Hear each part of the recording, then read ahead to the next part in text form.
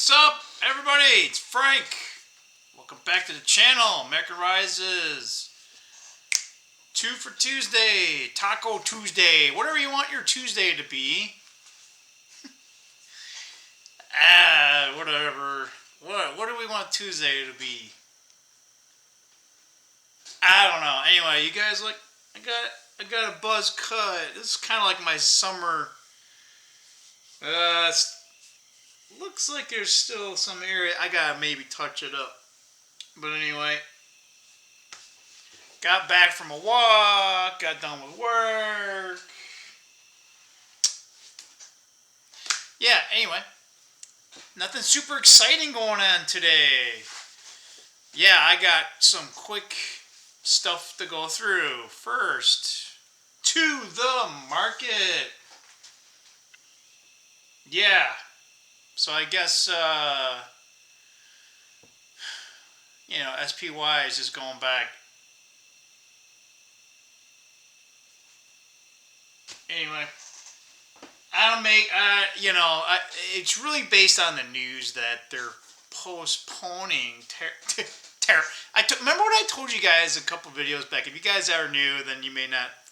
But in some of my previous videos, I just said, for a couple of months, it's going to be tariffs this, tariffs that, and any news of delaying tariffs, the Wall Street, they think that's a good thing. At least for stocks it is, but stocks are overpriced. Yeah, so anyway, SPY recovered, went up about 2%. That's pretty big. And that was actually supported by the 10-year Treasury. Remember I told you guys, keep an eye on it. It's just kind of like a good bellwether gauge. So it went down 8 basis points. 8 basis points? Damn, 8 points. So the other day, it was like up, the basis points was like up 12. So there's been a little, but yeah, so that's down to 4.43. So that's definitely under the 4.5 mark. So that's there. The dollar kind of strengthened a little bit, so that's kind of odd that the 10-year would go down and then the relative strength of the dollar went up. But that's really based on the news of this delayed of the tariff. Gold and silver got bam. And I don't even want to look at some of my miners. Actually, that's not that bad. Yeah, but as much as gold got, it's not even really a killing. I'm kind of making fun of it. But anyway. Yeah, I want to tell you guys, just buckle up. Get the, like you're going into that. What's your favorite roller coaster? I can't even remember mine. I used to like the corkscrew and the Gemini at, what was that place called? Cedar Point. There's also Boblo in Detroit. There's this Boblo Island. It hasn't been a thing in a long time. It was really cool, but anyway, it's not there no more. Can't go there.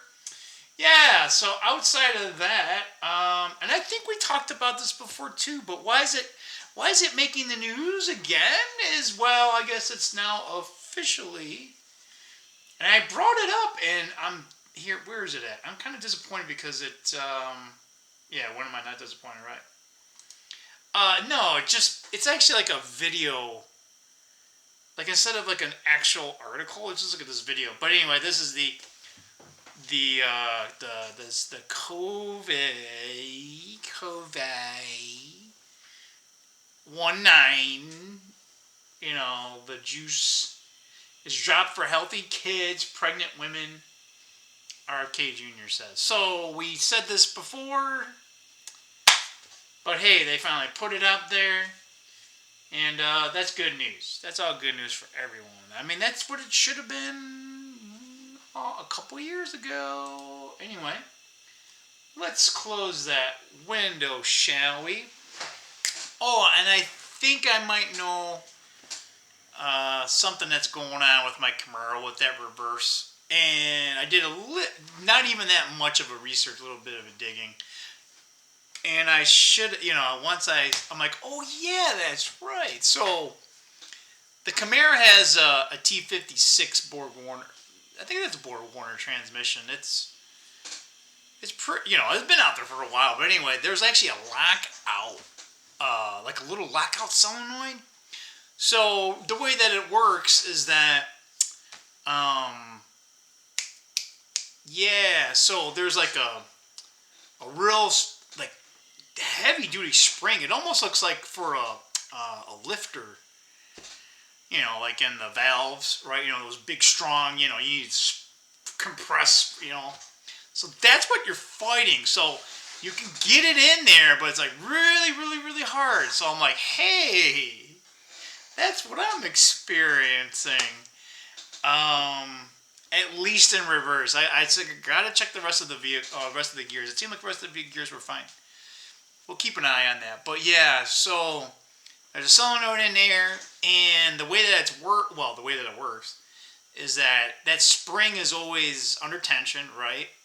So it's always locked out, so the power's not on, right? So it's always like kind of, you gotta override that. It's a big, it's almost nearly impossible. I don't want to say impossible, but and then when there's a little solenoid, and all the solenoid does, right, is just move this little plunger. It's basically just block, like a little, sliding lock, right? When you go to those, those stalls in the bathroom,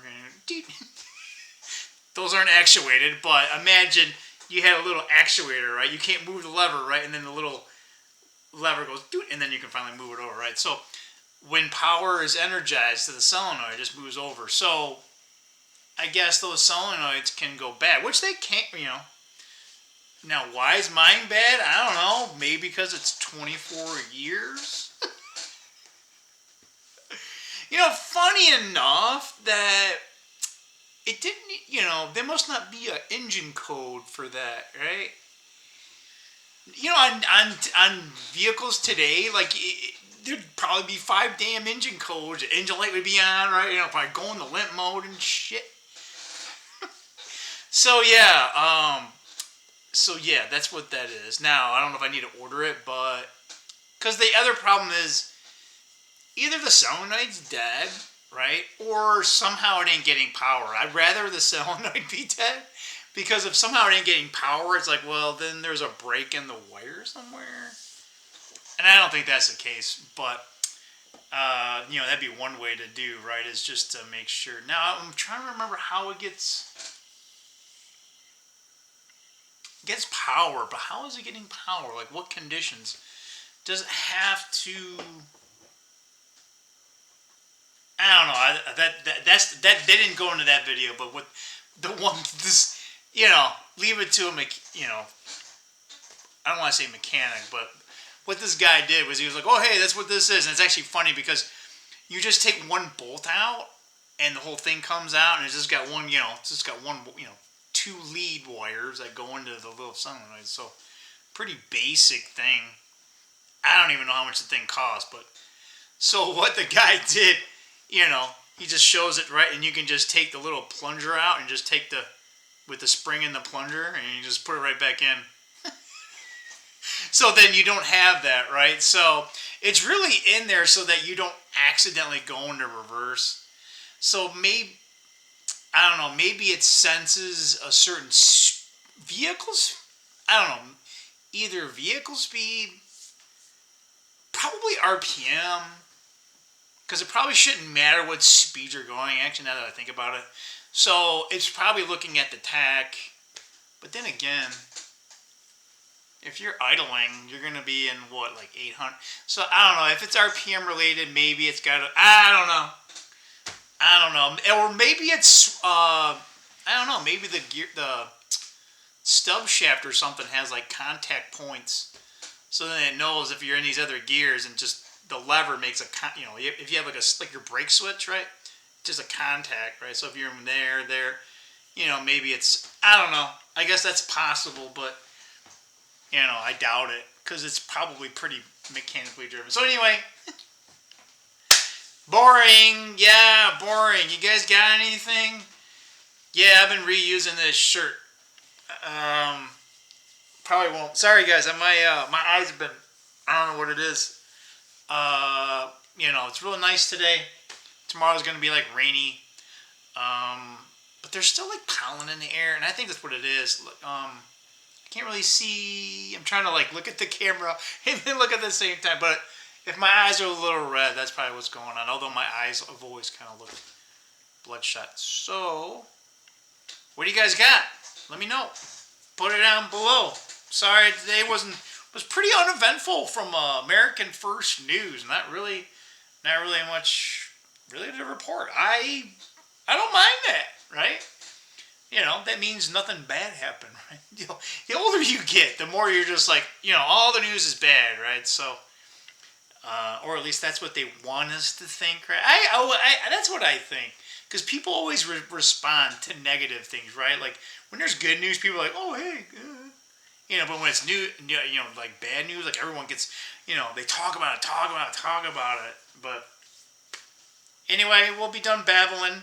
Hope you guys having a good one out there. And we'll see you tomorrow. Let's look for that stop button. See ya. Bye.